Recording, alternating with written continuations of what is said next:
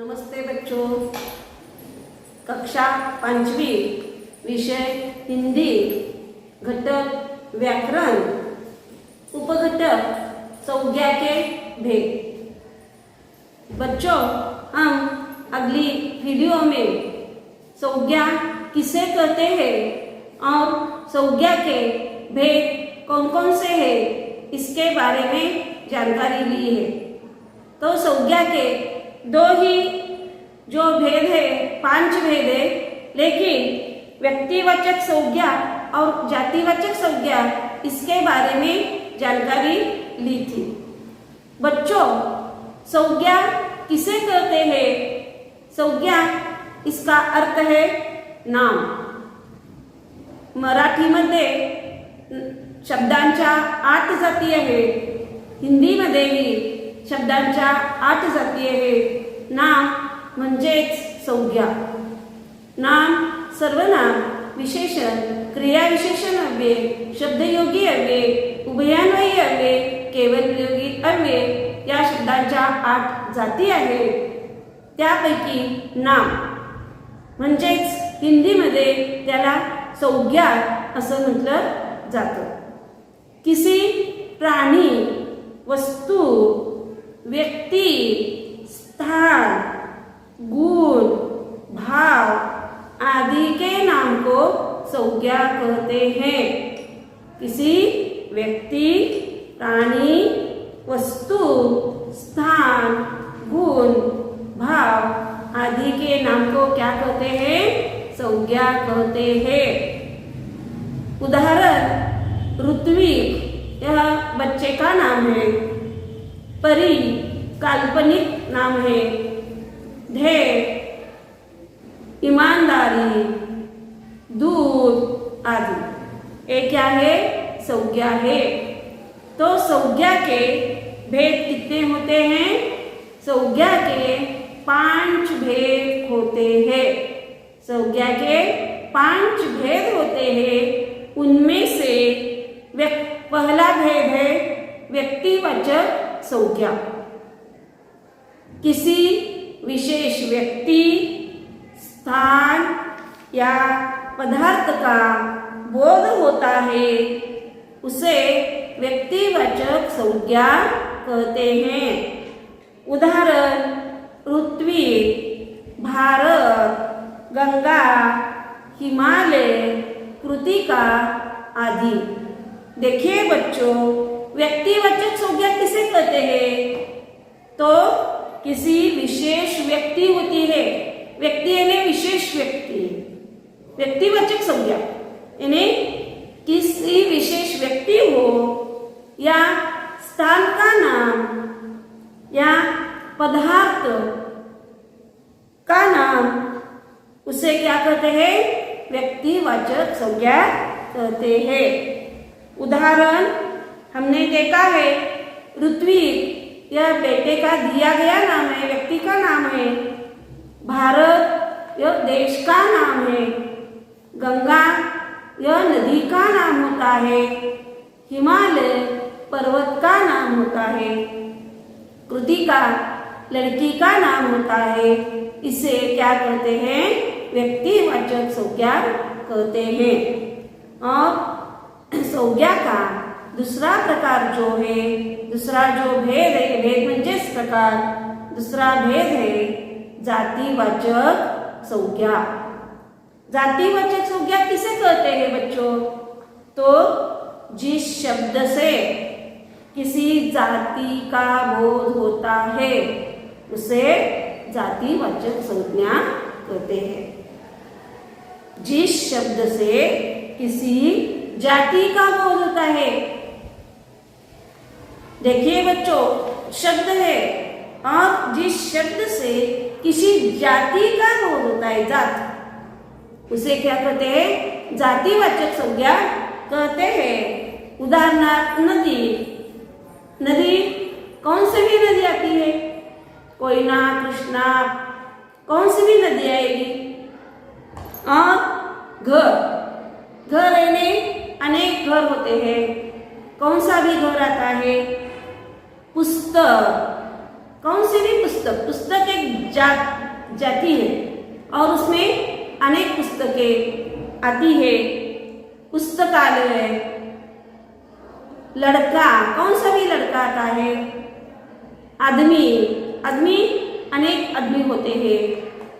फल, फल में भी अनेक प्रकार होते हैं। फूल, फूलों के भी अनेक प्रकार होते हैं।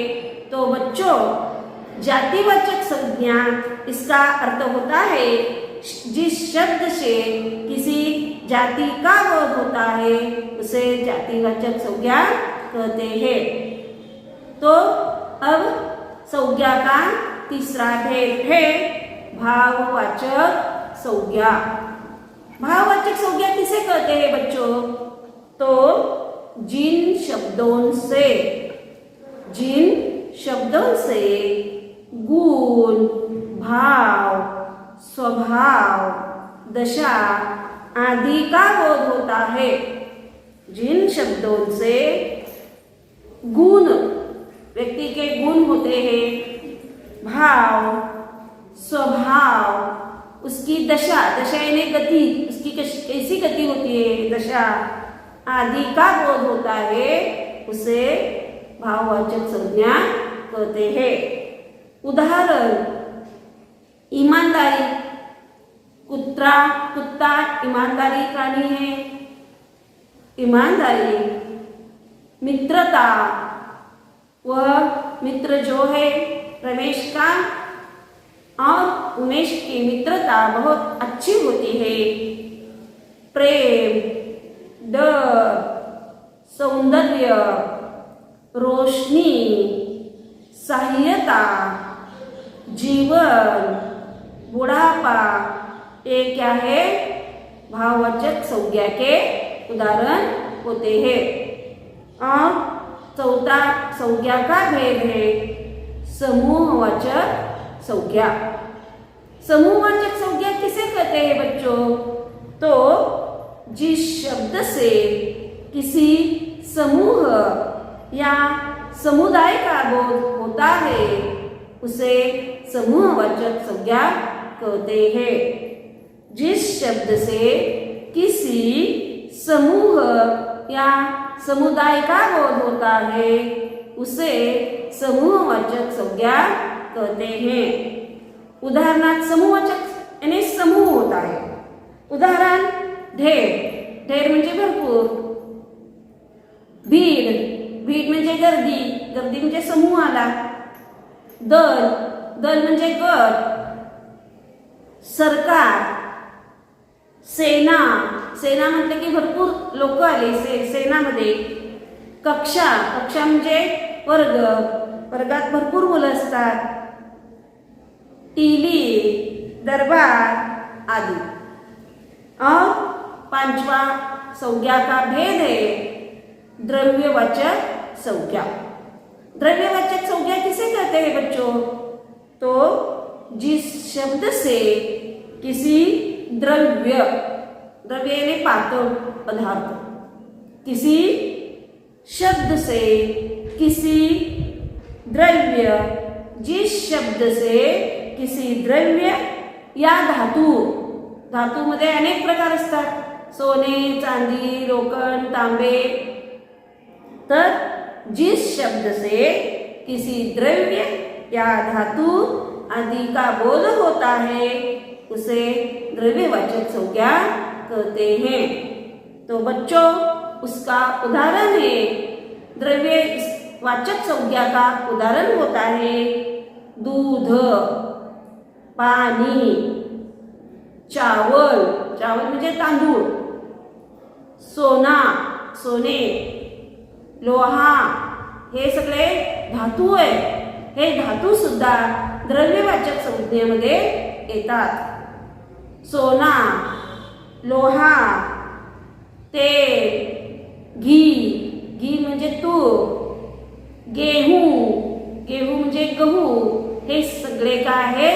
द्रव्यवाचक संज्ञाची उदाहरणं आहेत। तो बच्चों, मैं तुम्हें अब संज्ञा किसे कहते हैं इसके बारे में जानकारी दी है और संज्ञा के पहला जो प्रकार है भेद है व्यक्तिवाचक संज्ञा, दूसरा भेद जातिवाचक संज्ञा।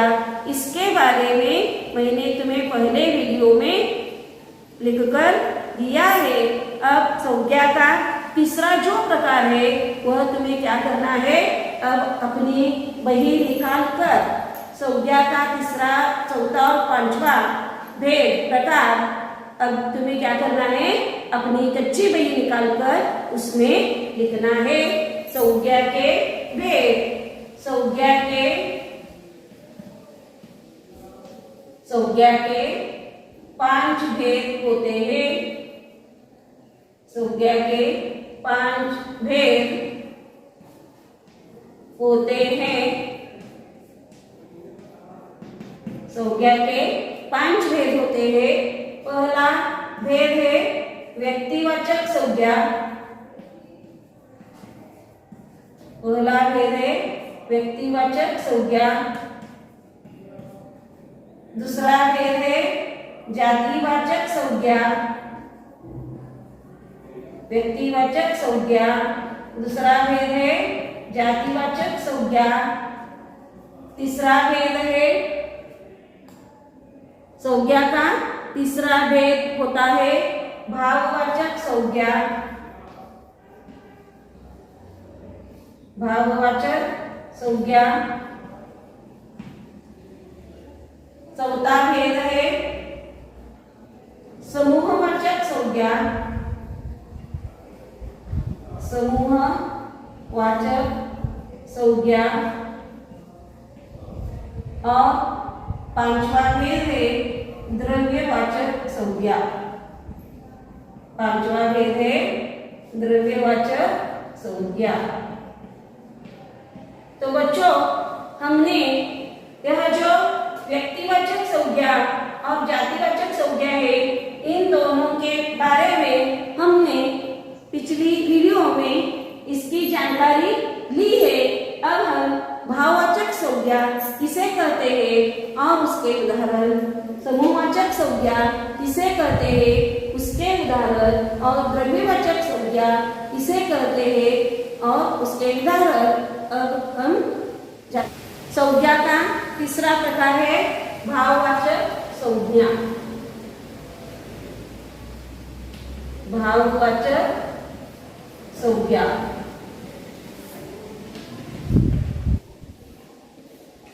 भाववाचक संज्ञा किसे कहते हैं बच्चों? तो जिन शब्दों से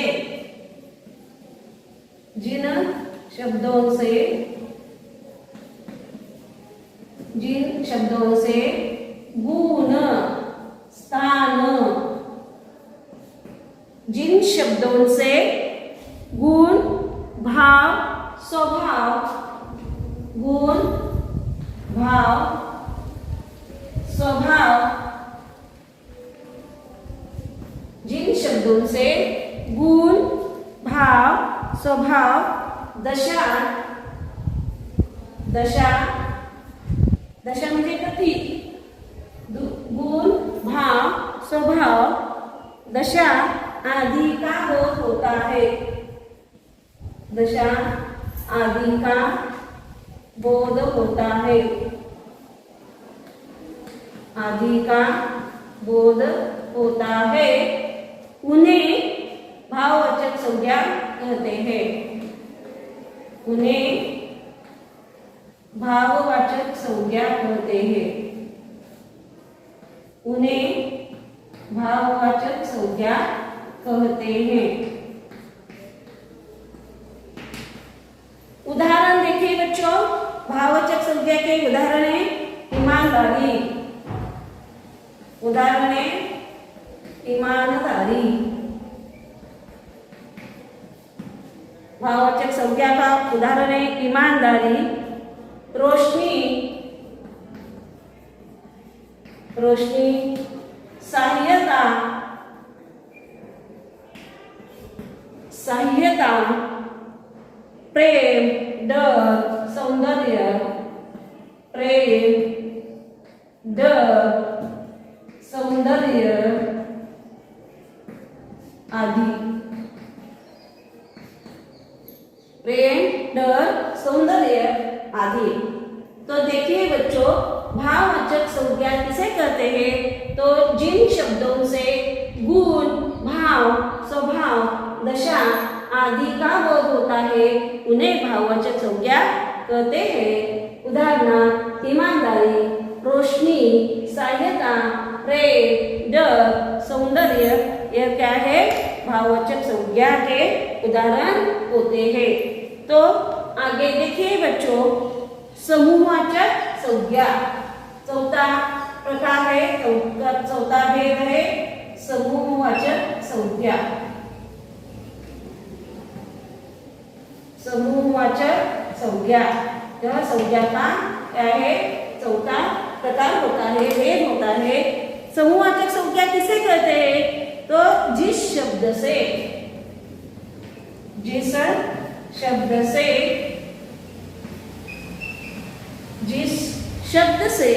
किसी समूह या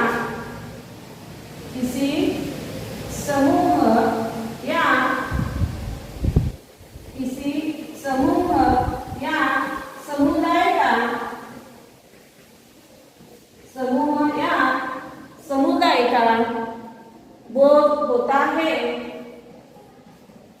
समुदाय का बोध होता है, उसे समूहवाचक संज्ञा कहते हैं।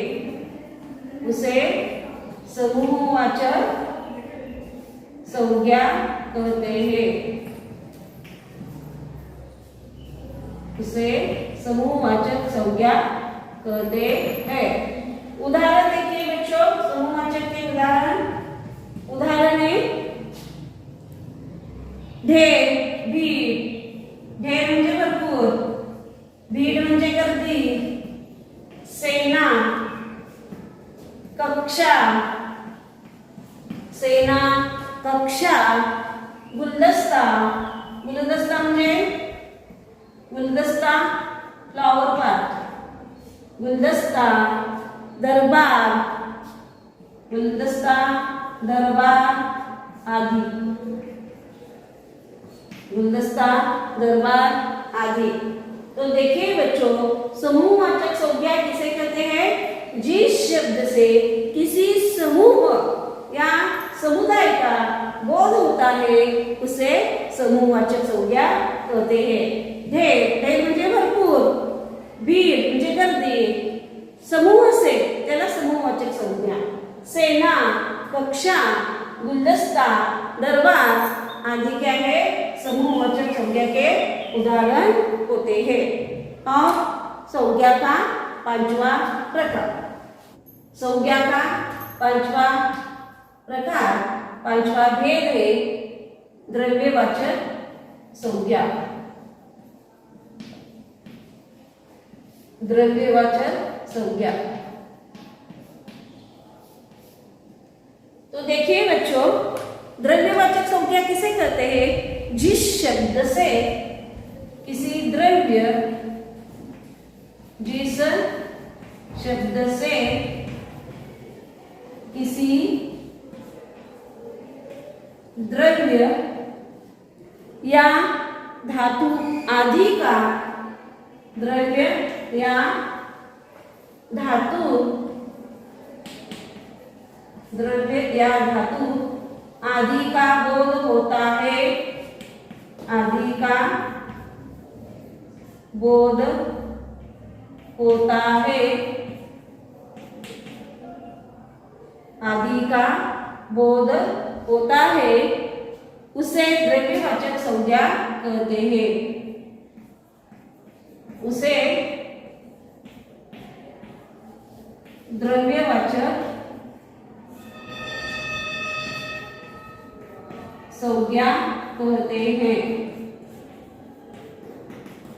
तो देखिए बच्चों, उसका उदाहरण है दूध। उदाहरण दूध, पानी, घी, घी म्हणजे तूप, सोना, लोहा, सोना, लोहा, तेल, गेहूं आदि। तो देखिए बच्चों, द्रव्यवाचक संज्ञा किसे कहते हैं? तो जिस शब्द से किसी द्रव्य या धातु आदि का बोध होता है उसे द्रव्यवाचक संज्ञा कहते हैं। उदाहरण दूध, पानी, घी, सोना, लोहा, तेल, गेहूं आदि। तो बच्चों, यहाँ मैंने तुम्हें जो संज्ञा के 5 भेद है उनमें से जो 3 भेद हमारे रह गए थे वे अभी पूरे हो गए हैं। तो तुम्हें यह जो संज्ञा के भेद है यह अपनी बही में लिखना है और पढ़ना भी है। धन्यवाद।